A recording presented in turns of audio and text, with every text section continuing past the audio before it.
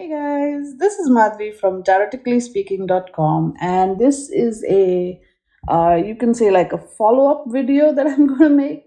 We remember the last video I was talking about eclipses, and that was when the eclipse had happened on the 26th of May, and that was a total eclipse of the moon, the total moon or lunar eclipse, right? And we had looked at the two cards. We had looked at the moon card and the big one, the Eight of Cups, right, where the eclipses show up. And of course, we looked at the science of it all. And turns out that both the eclipses that we see here are solar eclipses. So, guess what? There's a solar eclipse coming up on the 10th of June. And so I'm going to look at these cards yet again. It's kind of like a quick follow-up video. We're going to look at these card images again, and we're going to see what the cards are telling us about eclipses, but from a different perspective now. The cards are going to guide us about what these eclipses sort of expect from us, or what these eclipses are really all about. Anyway, let's look at the cards, shall we? Hey guys, so here we are. Here are the two cards that we're going to be sort of looking at. And I know, although with the moon card symbolism, it's not necessarily 100% whether it is an eclipse or not, but I'm going to go with it for the sake of this example. But here's the big one, right? We're going to look at the Eight of Cups first, because that is most definitely an eclipse. And look at this symbolism, right? Already, even though it's the daytime, it's become sort of dark like twilight, which very much is what happens during eclipses. Then we have, the cups are kind of stacked very interestingly. We have three cups from the Three of Cups, which is all about celebration and joy and, hanging out with your friends and having a party and enjoying yourself. And then we have these this stack of five cups, five of which sort of links it to the Five of Cups, which is all about sadness and sorrow and grieving over what is lost and so forth. So in a nutshell, very quickly they're showing that, look, here is the happiness, here is the sadness. He's leaving it all behind. And where is he going? He's going by himself to a mountain, right? And maybe, my favorite contention is he's gonna go in the hermit card, right? Be by himself, look at the wand and everything, right? And probably get the lantern on his way. So, and maybe the robe too. So the point is, he's gonna go be by himself. And what is he going to do? He's going to reflect, right? Just like the moon reflects the sun's light.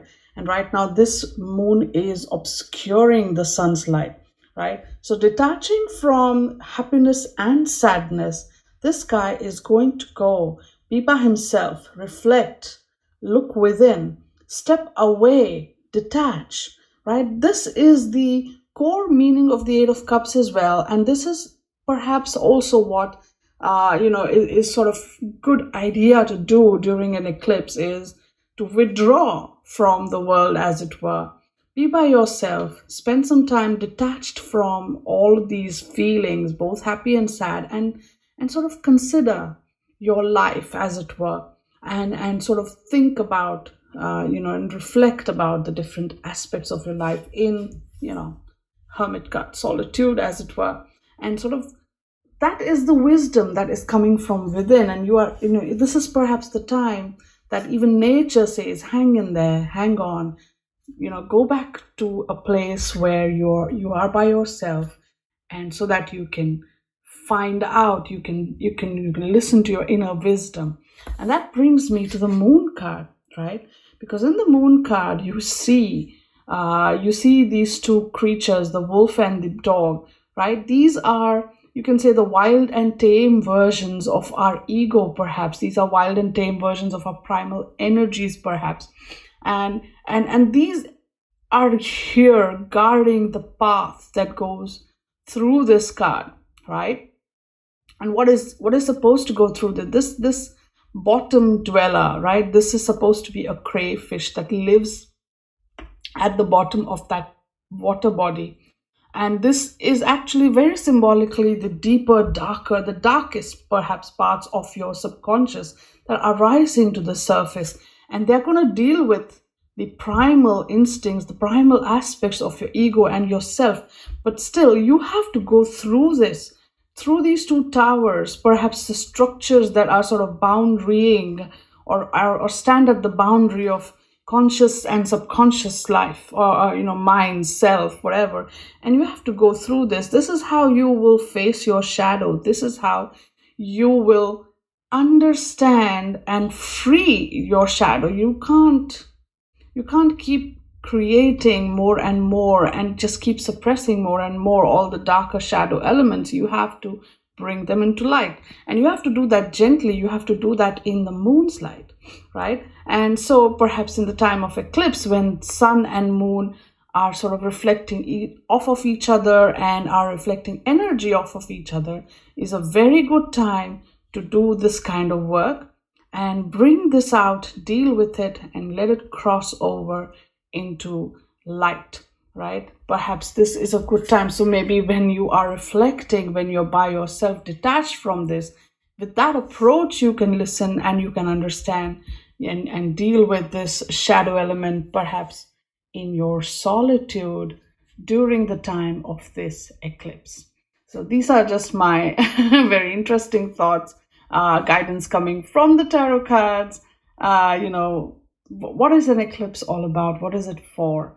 Perhaps this could be one of the things you could sort of indulge in and do during the time of an eclipse. What do you guys think? Do you think this is a good sort of a concept interpretation? If you have your own ideas, go for it. Do share your thoughts and your ideas and your feelings about this interpretation in the comments below. And, let's get this whole discussion going. After all, that's what tarot is all about. It's about asking you to look at the images and reflect upon them and think about it. And everybody has a different view, different perspective. And that's the whole point. Bring it together. Let's get it going, right? It's so much fun when everybody chimes in. All right, I will look forward to hearing from you. And I will talk to you soon again with some other tidbits and insights from the tarot cards. Meanwhile, stay good, be good, and play with your cards. Bye now.